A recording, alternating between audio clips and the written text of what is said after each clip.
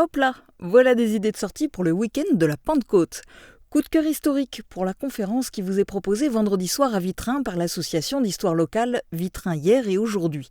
Une belle occasion d'en apprendre beaucoup sur l'histoire de la commune, notamment concernant les gigantesques usines d'armement où travaillèrent 10 à 14 000 prisonniers et ouvriers forcés de l'Est durant la Seconde Guerre mondiale.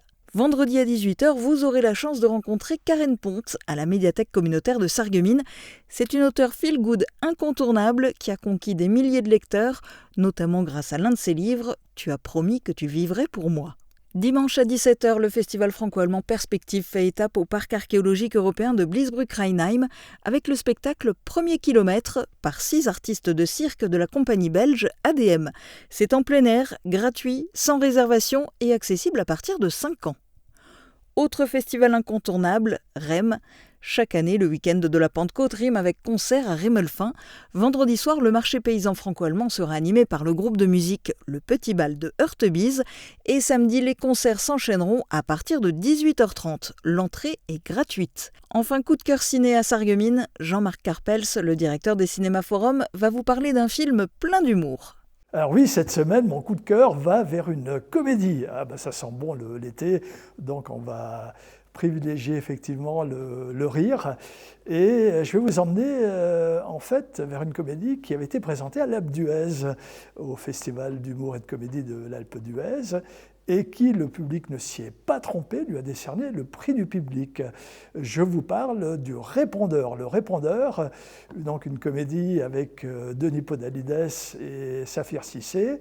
Et si vous voulez, ça parle tout simplement d'un imitateur de talent, mais qui galère un peu au niveau de petites scènes, qui a du mal à joindre les deux bouts, les fins de mois sont difficiles.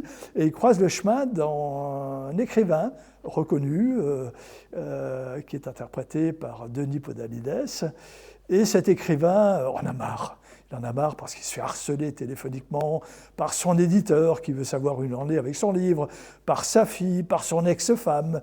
Et puis finalement, à un moment donné, lorsqu'il croise effectivement la route de cet imitateur talentueux, il lui propose un job assez surprenant, puisqu'il lui demande de répondre à sa place au téléphone pour lui permettre d'écrire à nouveau et de se concentrer pleinement sur son écriture.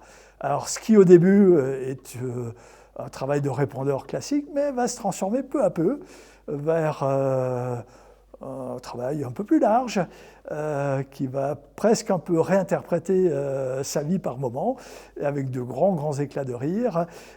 Donc je vous invite cette semaine à vous joindre à ces éclats de rire, et comme d'habitude, sur grand écran.